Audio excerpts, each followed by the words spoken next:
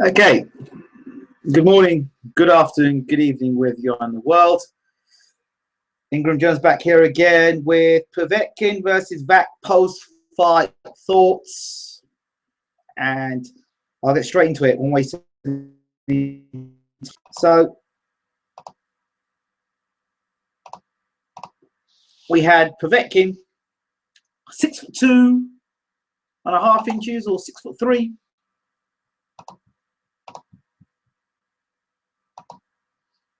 Versus what? Mariusz Wach, 6'7", 17, 18 stone. Somebody will tell me, correct me later. I didn't see the actual weights, but Povetkin was about 6'2", 6'2.5".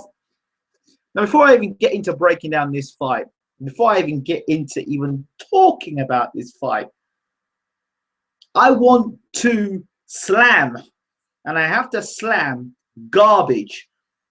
Do you know the amount of times I've looked on Twitter and I've heard absolute numbskulls who seem to have they forget about the past of the heavyweight division. They forget about Jack Dempsey, and they forget about Mike Tyson, Evander Holyfield, you know, Michael Moorer, Roy Jones Jr.,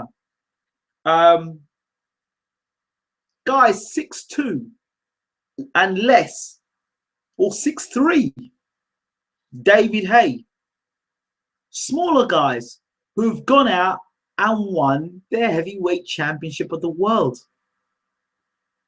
But yet, if you look on Twitter, if you listen to YouTube experts, you'll hear, oh, well, he's not big enough. No, it's not about being big enough. Is he skilled enough? Has he got good footwork to get in and out? If you haven't got good footwork to get in and out, regardless if you're big or not, it doesn't matter. But there's somehow, and I'm getting fed up of hearing, and these people pop up every time. It's when you talk about heavy division. He's not big enough. He's not big enough. He's not big enough. And it's absolute garbage. It's not about are you big enough. Are you skilled enough? Can you use your footwork? Are you able to get into position, land your shots, and get out of harm's way? Or even if you get in, can you take the shots and land your own? Evander Holyfield, prime example. So these are guys that have moved, for example, from lighter weight divisions, light heavyweight, super middleweight. I've gone up to the heavyweight division. Oh, let me not forget, Chris Bird beat Evander Holyfield. Right? I could go on all day. There's probably people who are better historians about boxing than me, but I know for a fact it's not about whether you're big enough, it's whether you're good enough. So I'm fed up of hearing about he's not big enough, he's not big enough. But that's the first thing. So let's get that out of the way. Now, as for this fight, Povetkin versus Wach,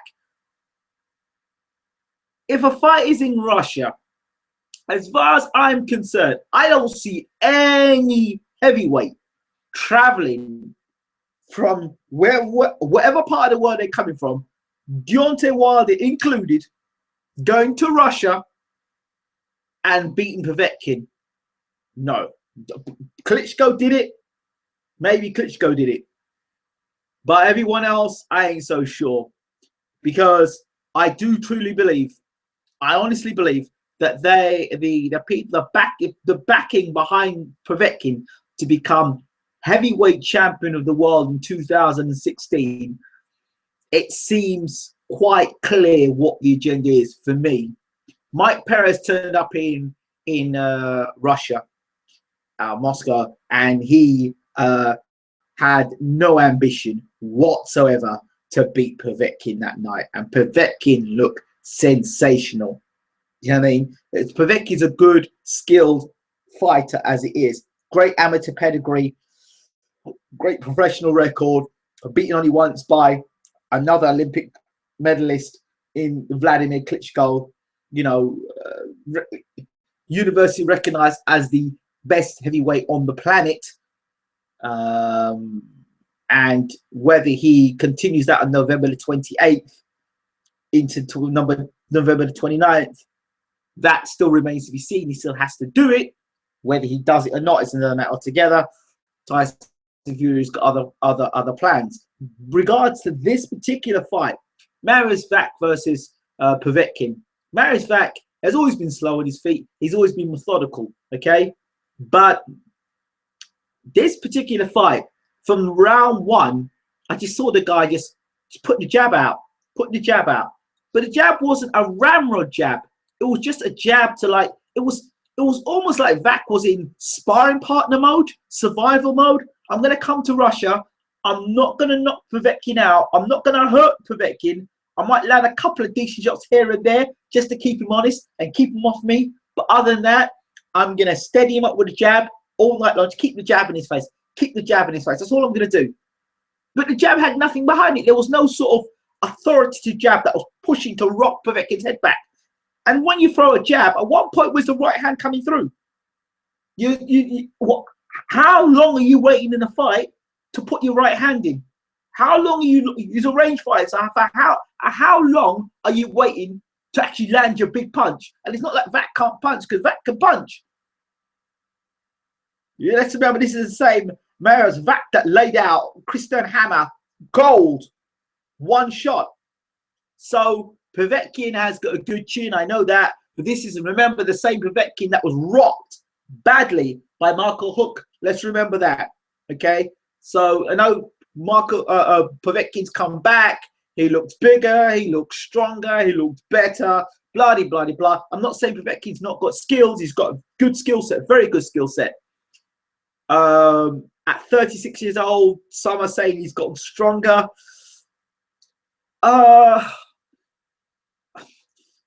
You know, I don't want to be accusing any fighters, but certainly heavyweight division and performance enhancement drugs and all the rest of it. I'm not suggesting that Povetkin's on it. I'm hoping that Povetkin is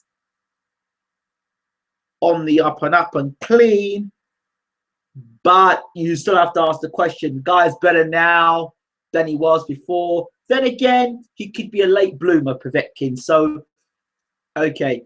What I'm going to do tonight is a little different. I'm not going to go on about fight after fight after fight. I'm going to do one section, talk about one set of fights, talk about one fight, and then I'm going to close this off, and then I'll do another video and talk about another fight. So I've still got to do Frampton versus Quigg, Callum Smith versus Rocky Fielding, and of course Cotto versus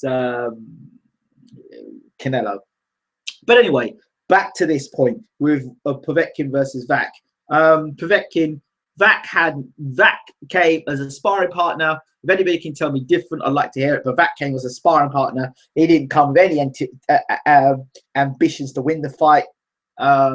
Even when he was getting cracked on the chin, he didn't really answer back with anything. It was like he was told, come over here.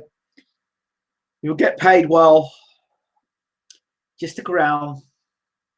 And don't get in the way. And let us continue our agenda. That's it. That's how I see it. I don't, like I said before, I just think Povetkin's got some serious backers, inverted commas, and they want the heavyweight gold. So those are my thoughts on that.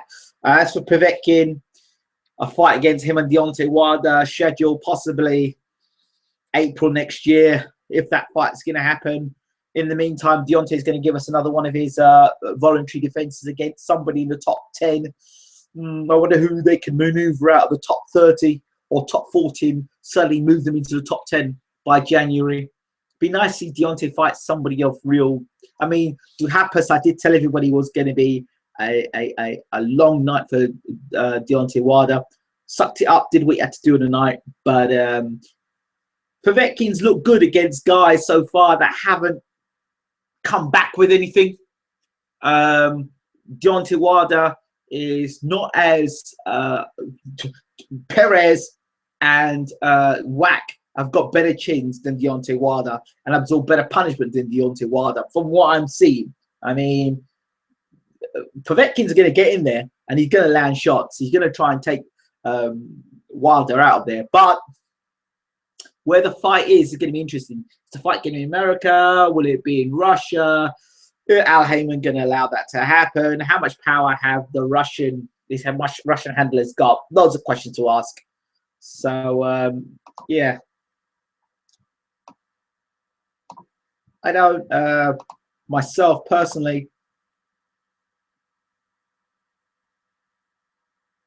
I don't personally see Heyman's camp being in too much of a rush to fight Povetkin for obvious reasons.